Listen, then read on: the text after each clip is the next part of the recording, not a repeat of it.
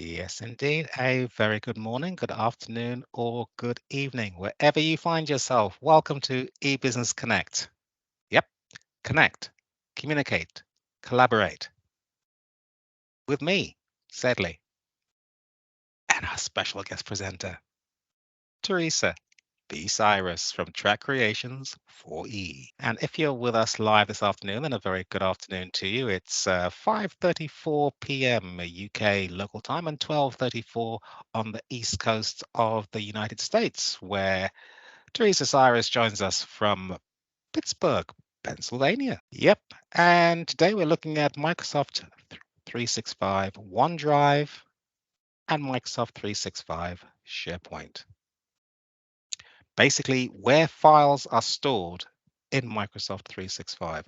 It's a big subject for most people, even when they don't necessarily realize it, either because they can't find what they've written, or they can't move it, or they can't share it the way they would like to, or they're concerned about security, who has got access to a document, who doesn't have access to a document. There are hosts of things that we need to understand and make our life both easier and hopefully more efficient.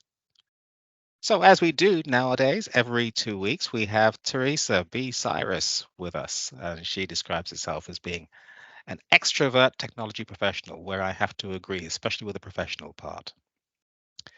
With 3 decades of experience in process optimization through modern technology, Teresa is an absolute gem. It's been a pleasure having her as, I will call it, part of the team. Um, Her reputation and her skill has spread across the internet, and there are some MVPs out there who've got a lot of respect for this woman who has been doing this kind of work for almost 2 decades now, having spent a total of 3 decades in industry. So, what I'd like to do, without spending too much time about it, is bring Teresa right on. Teresa, how are you doing this afternoon? I am doing good. Thanks for those kind words. You got this radio, vibe going on. So I'm excited today.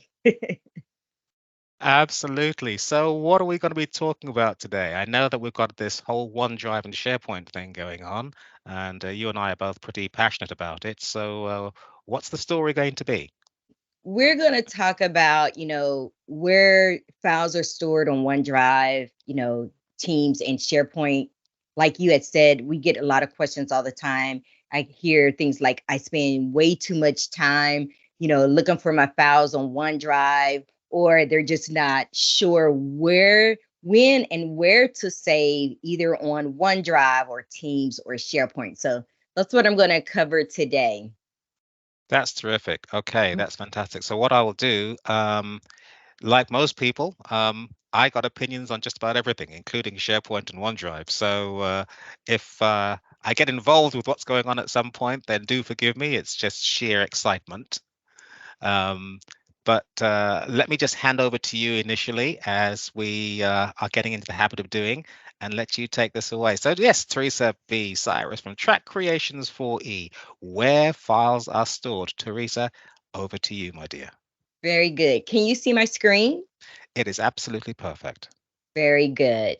So he did a great introduction on the topic. What I'm going to do is just share a few little bit more things about me. That I am a super contributor also on the Microsoft tech community. Tech community is, a platform where, end users and IT professionals, they ask for help for issues or a solution to a problem that they're having. And I'm also very active with virtual assistants. I speak about digital growth is a mindset and your profitability. So I am really techie. I am a really nerdy girl. And on a personal, side, I enjoy gardening. We have a deck garden, right? We don't put things in the ground. We actually put them in pots on our back deck. So I got some cucumbers coming up and I enjoy bass fishing. So that's what I do for fun when I'm not in the Microsoft world. Cucumbers and fishing? Girl, now you're just showing off. What have you got for us? All right. So I'm going to start off with, so what is OneDrive? OneDrive is your personal work files, saved in the cloud. It is very similar to saving files on your local drive. But, if you remember, we could not, share those files that's on the local drive without getting IT involved. So with OneDrive, you can share your files with people internally and externally. You can also, specify the type of permissions others can have. They could have edit or, only read only access. But Microsoft also adds some system folders and files into OneDrive, which sometimes confuses users. And I'm going to share with you, where they are. When should you save to OneDrive? And think about OneDrive is for me. If you need to work with one or two people on a short-term project, let's say, it's not team related, make sure that, let's say you were working on with a few colleagues and y'all started a personal summer walk group, or you have a mentor who you want to share some files with. It's informal or it's a personal initiative. Again, it's just not team related content. That's what you want to save in OneDrive. So earlier I said that OneDrive is a lot like a local drive.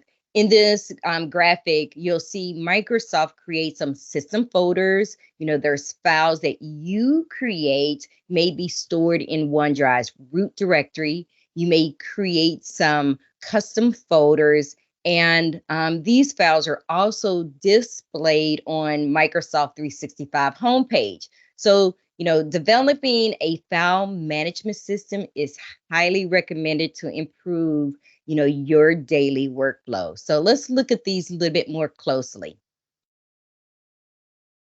So in my files tab, take notice of the sharing status folder and the files, the private sharing is, files that is just for you. Nobody can see those files. If you see, owner and a SharePoint site name, this means that you may have added a SharePoint shortcut to OneDrive just so you have easy access to those files. And then you have shared. This is meaning that you shared a folder or some files with someone. Now, if you're not sure who you saved those files with, just click on the icon and the dialog box will come up. You can stop sharing or change the sharing status. Just that easy. So let's talk about system folders, right? These folders and files are created automatically, and they are, they store your meeting transcripts and your recordings. And, if you use OneNote, they have a notebook folder there as well. So Microsoft tries to keep your content organized. Now, the shared and favorite folders are just filtered items from the My Files folder. Again, just so you have, easy access. One of the things you need to know with the recycle bin, it holds deleted documents for 30 days for your personal accounts and up to 93 days for work and school accounts. If you empty the recycle bin before the 93 days, it will move to a second stage recycle bin, and you will need, the IT, administrator to actually restore those files for you.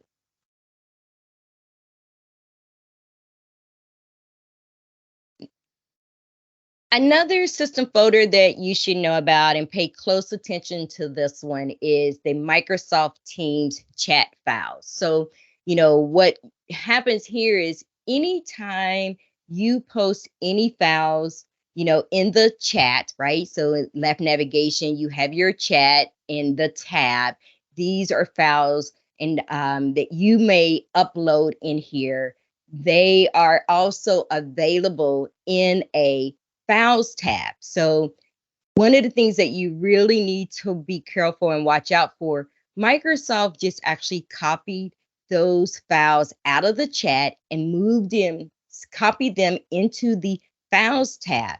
So what happens is when you see that Microsoft Teams chat files folder, it says 6 items. So I'm not sure why Microsoft, have these duplicate files. It kind of confused people because they know they only uploaded 3 files and it's actually, listed as 6. So keep that in mind. So the root directory, these are your personal files that you created but did not save into the folder. There is no organization when files are stored in the root. This is the biggest time waster. It's unproductive. It disrupts your day when you're unable to find your files. So what can you do? Create a custom folder, right? This can be done just in, a few clicks. You're going to just click the new button and select a folder. But the next thing that I would do is, create a naming convention for your folders. In this example, I added double zeros for any folders that are active. And I will add a letter Z in front of a folder that lets me know that it's inactive. So why do I do this? Because now visually, I can look at my OneDrive and know exactly which files belong to me and which files are Microsoft system folders. This is one of my favorite little things to do. Just as a reminder that any of these folders, you can actually click on the more options by the folder's name and you can share it. So you can easily share that information. So let's talk about the content that is shown on the home page. So under the quick access, by default, Microsoft is pulling content, that you have permissions to from OneDrive, from Teams, from SharePoint. This can be overwhelming. So here is the tip for the day. So documents that you own. And let me show you how to do that. So in this clip, you're going to hit the plus sign. You're going to click on Owned By and select your name. And this is going to show the documents that you own.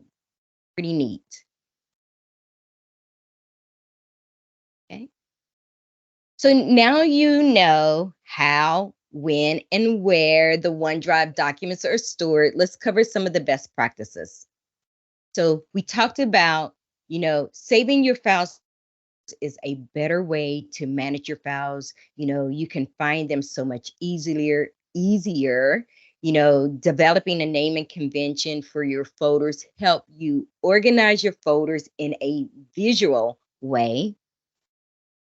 Use filters on the home page. That's just going to narrow your search results. And again, it's going to just help you find your files. And there are some existing ones. Use those as well.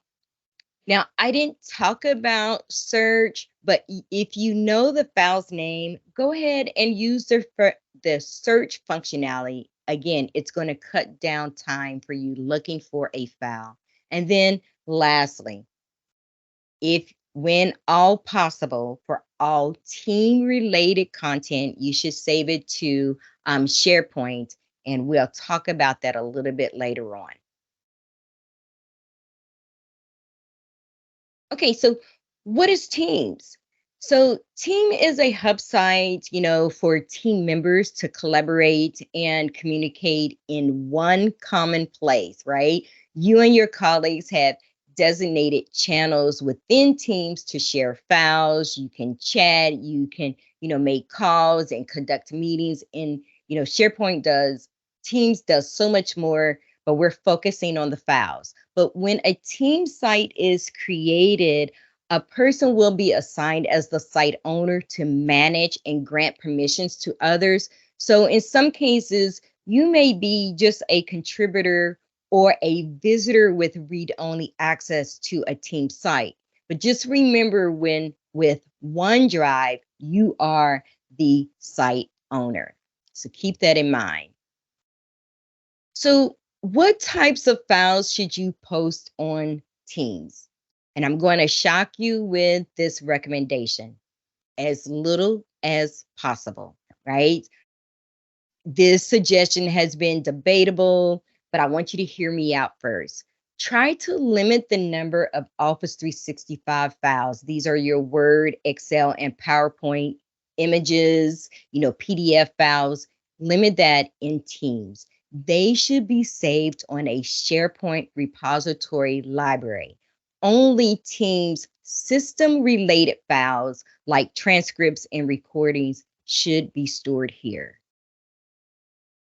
So here's my justification for limiting files in Teams. The biggest misconception is when users upload a file to Teams, they think it is saved on Teams. In fact, that the files are stored in SharePoint, right? When a site owner creates a team site, the system creates it creates a library reserved just for Teams called Documents. And it creates, a general and channel folders that stores your files, and all of it is on a SharePoint intranet. Now, if you're able to get to your emojis, let me know how many of you knew that your files that you saved or uploaded to Teams are actually stored in SharePoint. So after seeing that graphic, before saving to Teams, you should ask, if there is a SharePoint repository library available. And if you are if you're not sure, you should ask your site owner. And if you are a site owner, you should make sure that you share with your team and give them guidance on where the documents should be stored. Because if you don't, you're going to be the one that's cleaning up the out of control Teams dumping grounds later.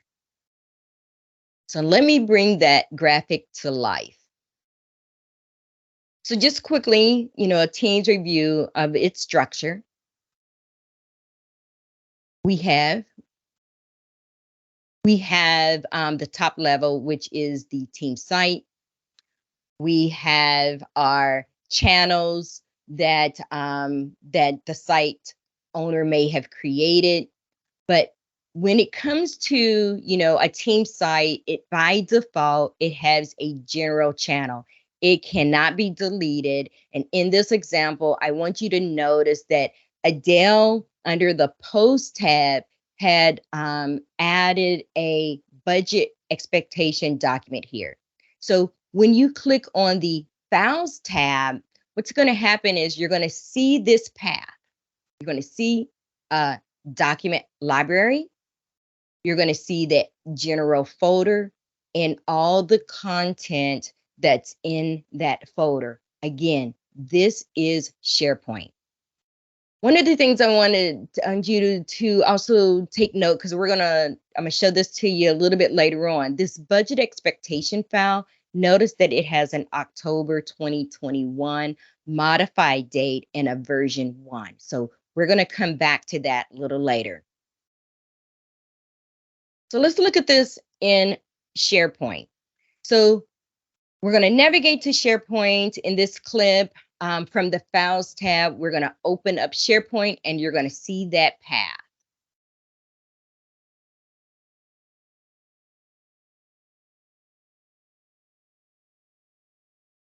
So we're now in SharePoint, right?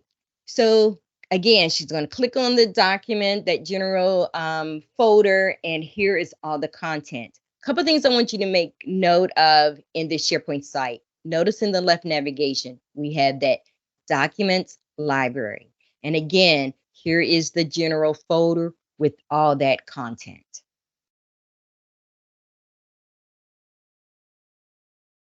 Okay. Here we go.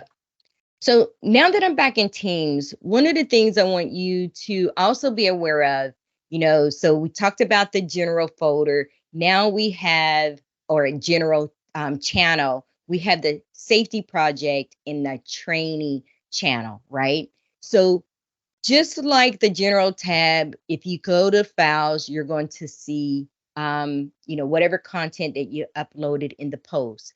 This is done correctly because you do not see any files in this folder, right? You see the system folders, which was created by Microsoft because it's a recordings from a particular meeting, or you have uploaded a email, right? But there's no Office 365 files here. And then on SharePoint, just to show you again, under that documents and training, that's what it looks like in SharePoint. So I want to connect the dots when it comes to Teams and SharePoints, because remember I said we should limit the number of Office 365 files in Teams.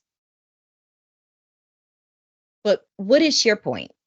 So SharePoint is also a collaboration site. You can say it is, it was the original collab site. It is a centralized knowledge repository within an internet platform. So when it comes to file management, it mainly involves storing and organizing your documents and content for departments or projects, which also integrates with Teams. And I just demonstrated that for you. But this is what's important. Not all libraries are listed in Teams.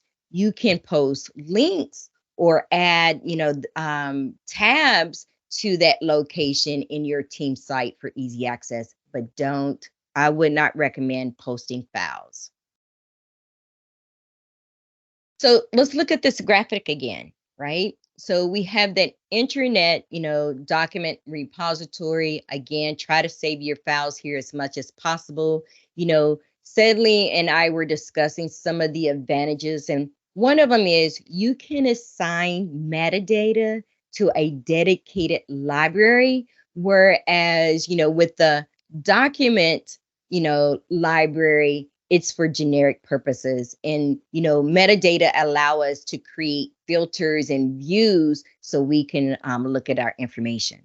So one of the old SharePoint saying is, which is still true today, when documents are stored in a SharePoint repository internet, it's one version of the truth. And this statement means that, you have one document containing the most recent updates.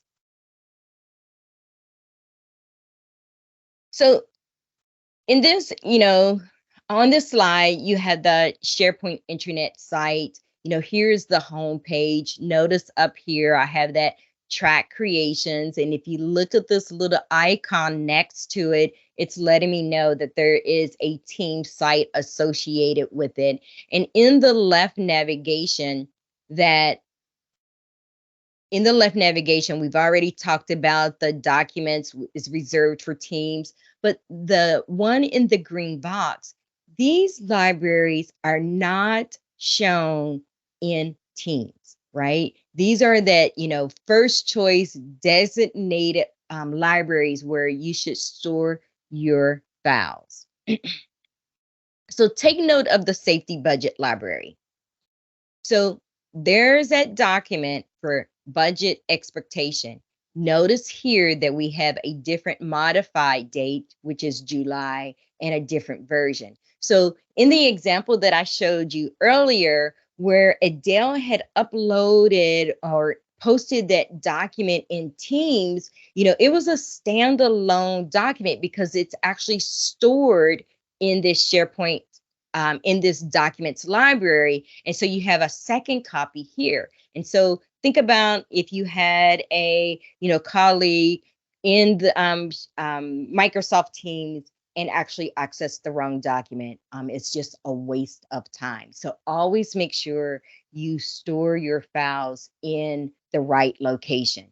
So what can you do you can do. Post that link. Just that simple. When you're in SharePoint, they have access to SharePoint. If they don't have access, it's a reason why they don't have access to these documents. So you're just copying the link and you're going to post it in on Teams. And what's nice about this is, should they hover over this link, it's going to show them the location on SharePoint.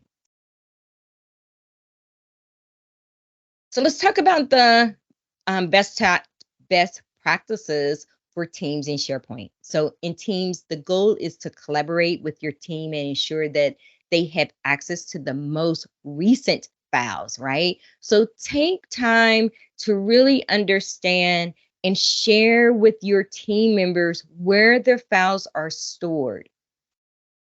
And that's going to require discipline, right? So begin to make conscious effort to minimize storing files in the general channel locations. It's just, once again, it's just going to help you find your information. It's going to prevent confusion, and it's going to reduce duplicate files. And then the last one, just to remember to post any of the links from SharePoint into Teams. Don't copy.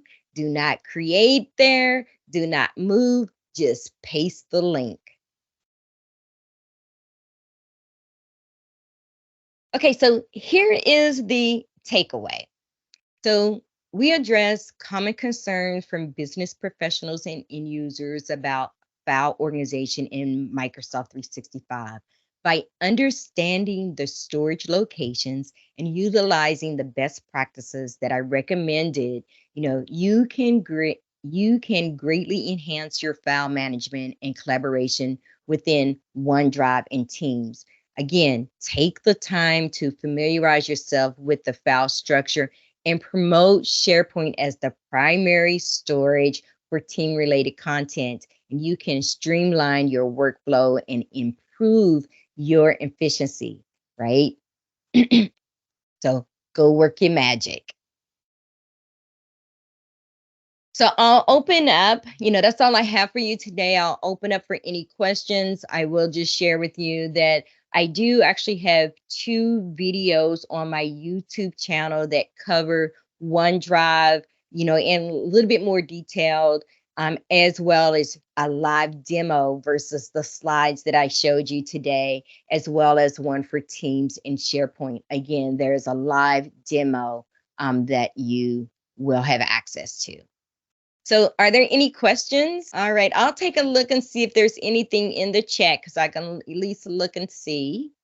Okay, I think it's Henry, I believe is his name. I just want to say thanks for joining us today.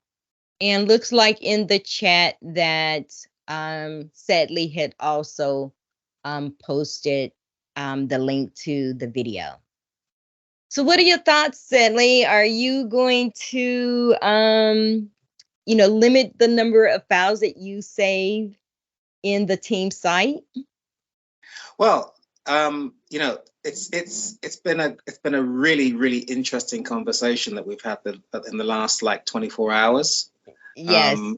Around what to do, and I think what it does for me on a high scale, I'd just like to ask your opinion on this.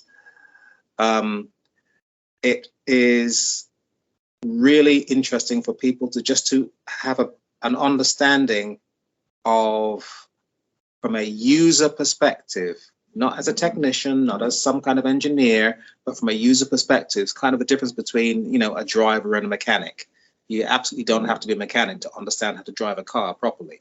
And I think that what you've been describing today is going to be the beginning of a really interesting series of topics where we kind of divide between the user's responsibility, like you were explaining.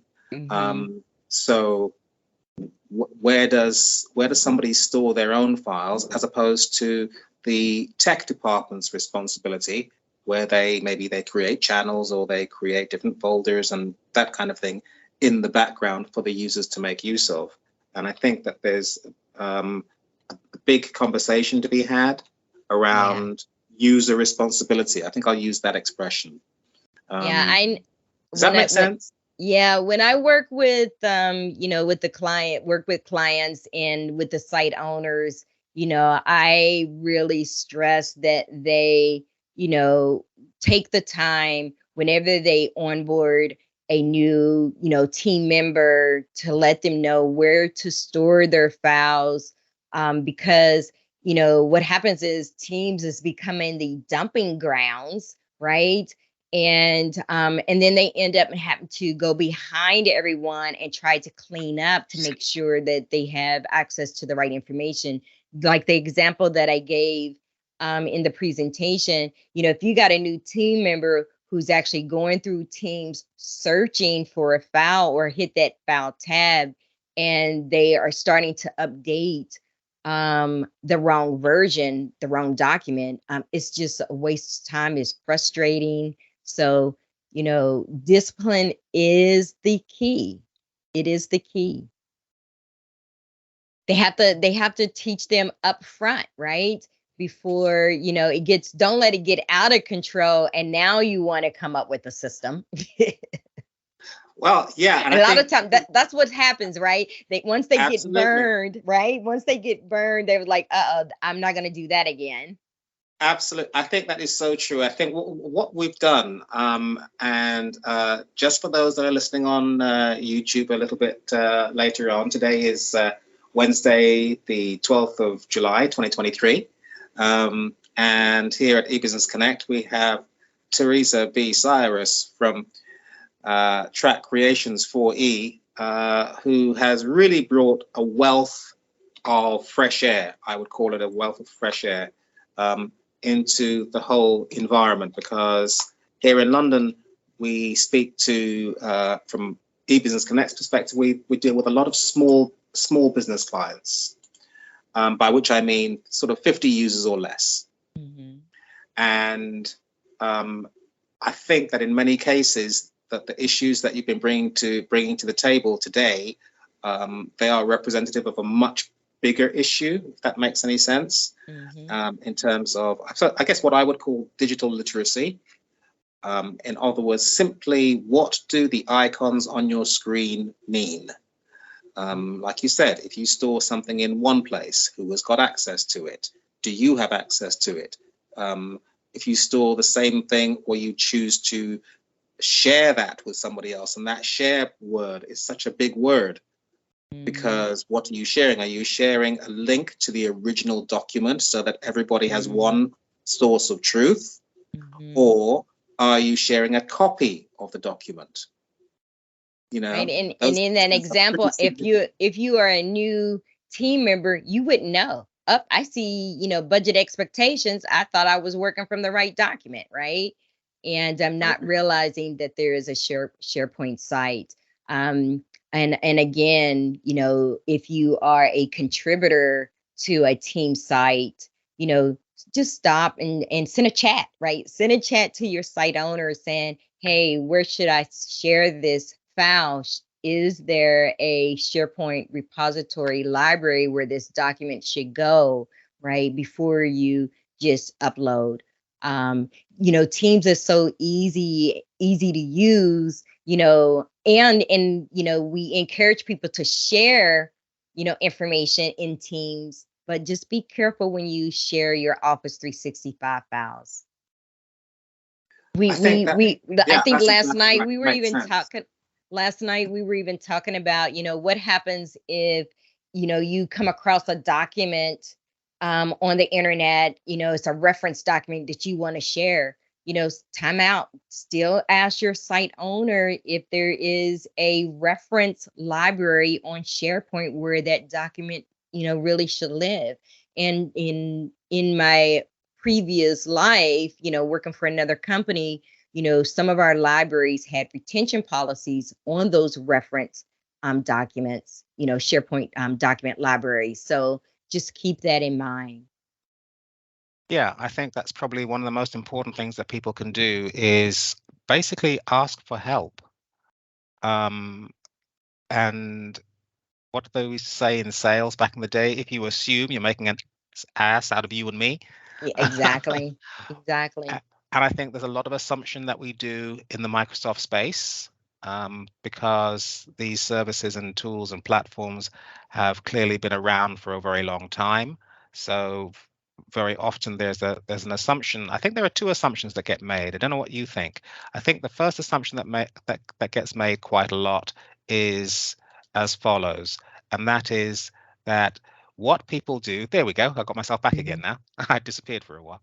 I think that what we do quite a lot is we assume that just asking new employees or new entrants or even long-standing employees whether they can, and I'll use the word carefully, use Office documents, Word, Excel, PowerPoint, is sufficient. We wouldn't do that with a pilot in an aircraft. We wouldn't do that if we owned a cab firm and we had 15 luxury limos.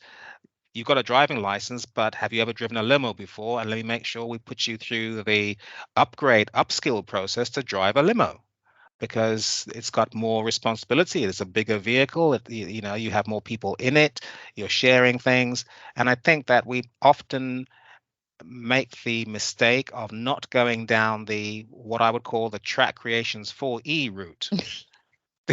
If you'll pardon my using your the 4E methodology: explore, experiment, and execute effectively. Absolutely correct. I think that we don't go down that route often enough. And I think that when this video comes out on YouTube, I think we're going to get a lot of questions from old-time SharePoint professionals who will completely agree and say, absolutely, everything should be in SharePoint, and we'll use Teams for collaboration. Exactly. We'll get some of the newbies, or maybe from the Microsoft community, talking about the power that the Teams environment actually does have if it is used properly. Yeah, I was attended a live show on LinkedIn on Monday, and Caruana, she is one of the top dogs at Microsoft. She's amazing, right? Yeah, and, shout out to Caruana Getmu. Yeah, she said this, she said, talking about sharing documents, she said, OneDrive is for me and SharePoint is for we. But what I thought was interesting is, because I knew that I was on this topic, right? She never mentioned Teams, right? So she said OneDrive for me and SharePoint for we, but she did not mention Teams. So and it could have been that, hey, it was just kind of justifying my way of thinking. I was like, I use that, right, to, for it to justify my way of thinking. But again, for me, and the recommendations that I give to, clients and site owners to minimize, add as little as possible documents in Teams, because you're going to just get yourself in a situation to where you're looking at the wrong document. Okay, well, I've just got and it could be easily done. Just got one question here that's come in on my Facebook. I'm not sure why. And David says, I understand exactly where Therese is coming from. Thanks for a great, I think it means podcast. Thanks for a great podcast. Well, yeah, it will be once we've finished the recording. But yeah, thank you very much, David. I use chat and documents a lot, but I completely understand that we need to explain to users the difference between different locations in Microsoft 365. Yeah. So David, the only thing that I would share with you is watch this replay, and the one screen that I showed the diagram, take a picture of that and start to share that with your with your team members and with people. That is just a graphic that I created that I thought it would be really simple for end users to understand, not to get too techie, right? Yeah, I Because think the that's right. Yeah, end absolutely. users could care less what's going on the back end. They just only want to know, how is it going to impact me? Yeah, I think that's absolutely true. And in order to understand that, I think it really is like you've always said, since I've been following your work, which is great, by the way, that it really is about appreciating the basics, Yeah. understanding the basics from a user perspective, from a user's point of Yeah. view. If I open this cupboard, what do I see? If I open this drawer, what do I see? Mhm. If I put this in this pigeonhole, can my whole team access it? Oh, by the way, can they all edit it or can they only view it? And so there are so many things that have happened in the last 3 to 5 years that have slammed everybody with this belief of I can just flick one switch and everything will happen the way I want. Well, the question is, what exactly do you want? Yeah, Because once you've exactly. decided that, you can then ask yourself, oh, I just want to take a copy of this and put it in a place where everybody can see that it's only a copy and it's not the original. And the other thing is Microsoft also confuses, users, a little bit, like the example that I showed where, your files are in the post tab and they're, also in the files tab. I understand and I get why they're in the file tabs. So it's easy for me. I don't have to go start searching through all the chats to find the documents, right? But when you have it where it's kind of showing that it's 6 files versus just only 3, it's confusing, right? So, Yeah. having that understanding there, to me, that was an aha moment, right? That understanding was like, I only got 3 files, but why is it showing 6? So just those little tidbits that you even can share with your team members that, you're reducing their frustration or they're wasting time trying to figure out why do I have 6 files when I only know I uploaded 3, you know. I- yeah, and I think that's what I mean And by that was in the OneDrive, by the way, not Teams. not in Teams. Yeah, absolutely, I'm talking about absolutely, OneDrive. absolutely. And I think there are now so many different levels, but they are logical. That's say that if we take time to look at where files are managed, where files are stored, there is a logic to the way that Microsoft and other providers as well, but certainly the way that Microsoft introduce content and introduce functionality. There's a logic to how it's done, and I think it's important that we start to increase our understanding of that logic the same way we do for everything else. So we know that if we're in an office that is not our own office and we're physically in that space, if we leave something there, then other people that have got access to that office will naturally be allowed to see it because it's a shared office. In the physical world, we understand that. And I think in the digital space, there's a need for us to have that clarity as well. I think it helps a lot rather than just assuming, oh, I've written a document, therefore everybody can see it. Yeah. Well, I And there's have, oh, sorry, you go ahead. that there's one thing too. So we talked about 3, storing your files in 3 different places. We talked about, this is all in the cloud. We talked about um OneDrive. We talked about Teams. We talked about SharePoint. We didn't even talk about how end users also store their information on their local drives, right? So, what I want to just, throw out there, again, do not save files on your local drive. Easy said than done because my local drive is flooded right now. So I'm going to say that, but try to also minimize the number of files that you store, especially business files. Minimize the number of business files that you store on your local drive. And like I said, I'm terrible at it.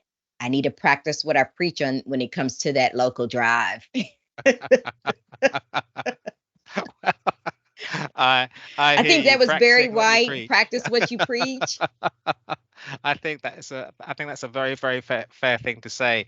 Well, listen, this has been terrific. I have a feeling that we're gonna start a real conversation out there in cyberspace around users in Microsoft, people that are basically just trying to understand what do we need to do, why do we need to do it, what difference does it make, what's going on, all this kind of thing. I think is like really, really important. So Teresa, you've been, as always, absolutely Thanks. fantastic. It really is a pleasure having you, because you challenge my assumptions. Yeah. I have no idea if that's a good thing or a bad thing, but Yeah. you absolutely challenge my assumptions. So what I will say is Well, thank you. you did leave me thinking about it too, right? So it goes both ways. That's why I like talking with you. It goes both ways. No, I'm sure that it does, and it's a great thing that we've got the opportunity to be able to share like this, share with one another, come up with ideas. So for those of you that are listening out there in the YouTube land, this will be on Teresa's YouTube channel, and eventually eBusiness Connect will also have a YouTube channel. But right now, we're more interested in making sure that people get help from the kind of folks that are